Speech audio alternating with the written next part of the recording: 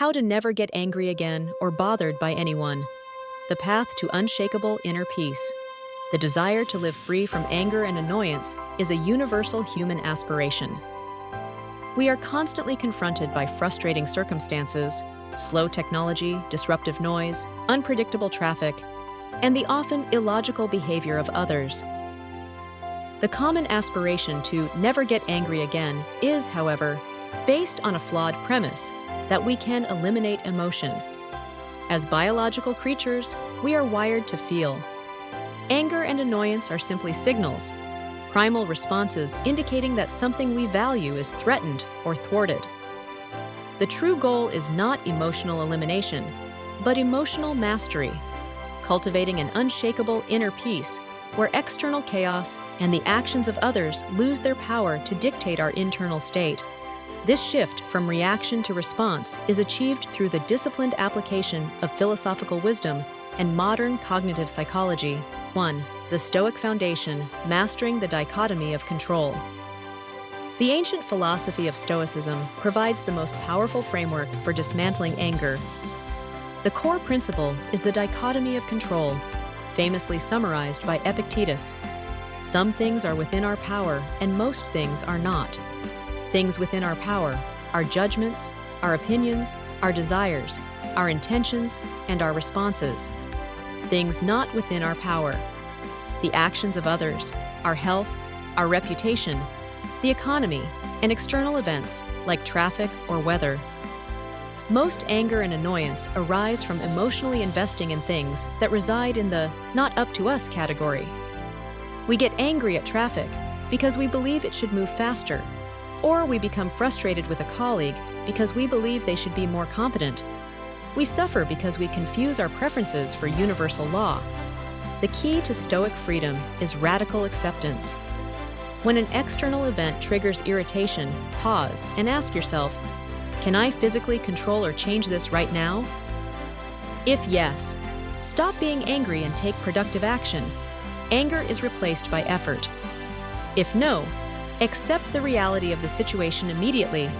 Anger is fundamentally a protest against reality. Peace is found in embracing it. When you truly accept that you cannot control the outcome, the emotion has no logical ground to stand on and collapses. Premeditation of adversity. Premeditatio malorum. To inoculate yourself against being bothered, practice the premeditation of evils. Before entering a potentially irritating situation, mentally rehearse the worst-case, non-catastrophic scenarios. If you are going to a crowded mall, anticipate the difficulty of finding parking and the long checkout lines. By anticipating frustrations, you strip them of their surprise and their power to provoke a reactive outburst. When the annoyance occurs, you can calmly observe, "Ah, yes, this is exactly what I prepared for." 2. The cognitive shift, challenging your interpretation. Anger is almost never caused by the event itself. It is caused by the story we tell ourselves about the event. Two people can miss the same bus, but one rages, and the other simply waits for the next one.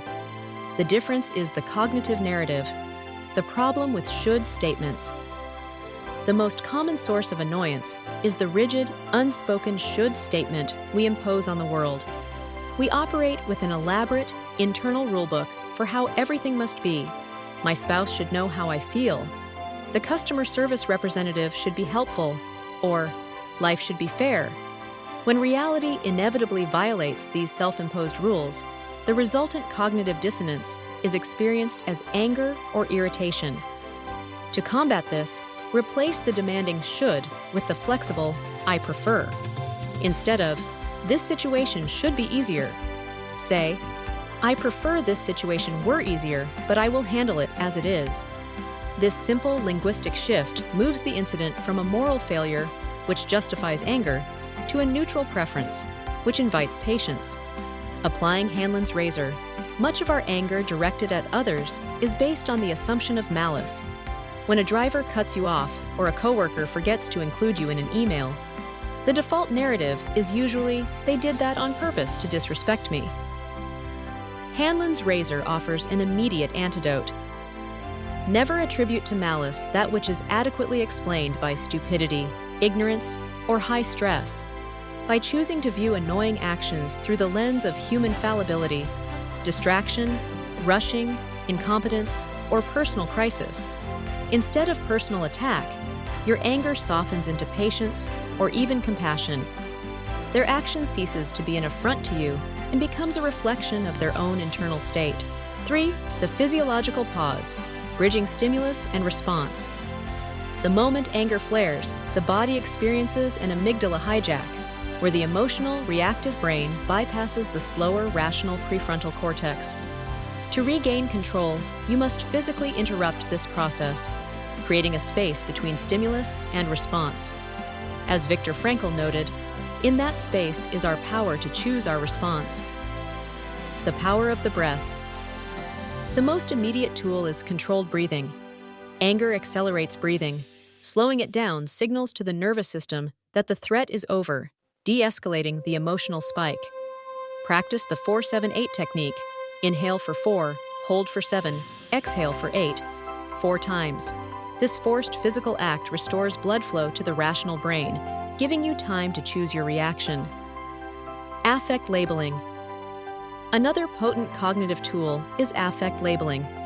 Simply naming the emotion you are feeling decreases activity in the amygdala.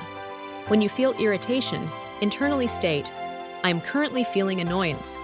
You move from being the emotion, "I am angry," to observing the emotion, "I'm experiencing a wave of anger." This separation is critical. It reminds you that the feeling is temporary and it is not who you are. 4. The interpersonal shield, detachment and boundaries.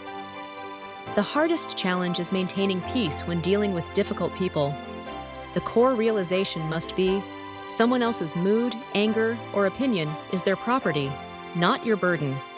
When confronted by another person's rage or deliberate annoyance, you must maintain a strong emotional boundary.